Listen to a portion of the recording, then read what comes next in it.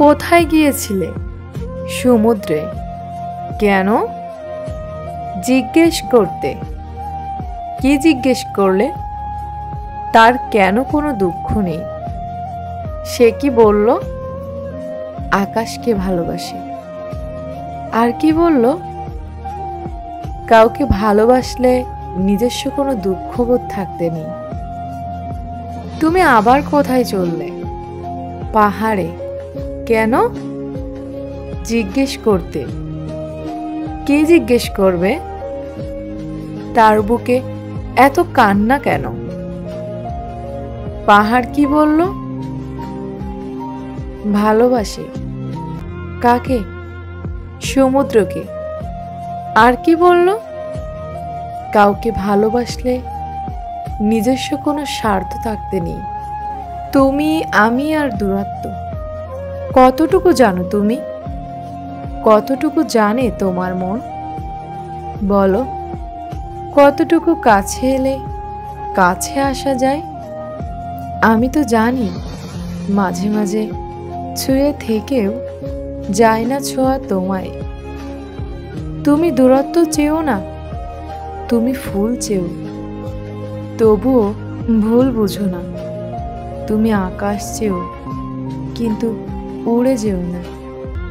তুমি নদী চেও, কিন্তু ভেসে যেও না।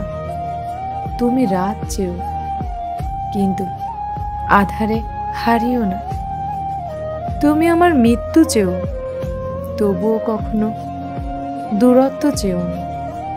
যদি একা সুখে থাকবে মনে করো, তবে ভালোবাসার থেকে ভালো তুমি পাখি কিনে উড়িয়ে দাও। তুমিও পাখিকে মুক্তি দিয়ে সুখী হবে, আর সেও পেল মুক্তির সুখ। ভালোবেসে কখনো তুমি এরকম সুখী হতে পারবে না। ভালোবাসা কখনো মুক্তি চাইবে না। সে তোমার হাত ধরে টানবে নিজের দিকে, অভিমান করবে, বুক জড়িয়ে ধরবে, ঠোঁটে ঠোঁট রেখে হুলুস তুলুস বাঁধাবে। কখনো তোমার ইচ্ছের বিরুদ্ধে গিয়ে সে তোমাকে গেঁথে নিতে চাইবে নিজের ভিতর। যদি তুমি মনে করো একাই সুখী থাকা যায়, তবে পাখি কিনে উড়াও, খামোকা ভালোবাসতে যেও না। একদিন একটি কাকঠোকরা পাখি এসে একটি বৃক্ষকে বলল, তোকে আমি ভালোবাসি। বৃক্ষ পাখিটাকে আশ্রয় দিল। তার শরীরের ভেতর পাখিটি ঘর বানালো। বহুদিন পর পাখিটি আবার বলল, আমাকে আকাশ ডাকছে, আমাকে যেতে হবে। বৃক্ষ বলল, ডানা ভেঙে গেলে ফিরে আসিস, আমি এখানেই আছি। সেই থেকে কেউ ভালোবেসে পাখি হয়, আর কেউ হয় বৃক্ষ। দুজনেই দুজনের হাত ধরে হেঁটে যেতে যেতে হঠাৎ তাকিয়ে দেখি আমি শূন্যতার আঙুল ছুঁয়ে আছি, আর তুমি, তোমাকে আর পাওয়া হবে না।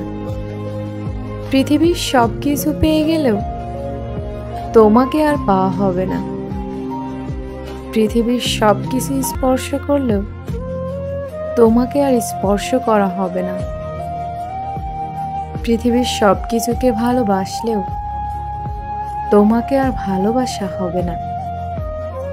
পৃথিবীর সব কিছু আমাকে ভালোবাসলেও তোমার ভালোবাসা আর পাওয়া হবে না।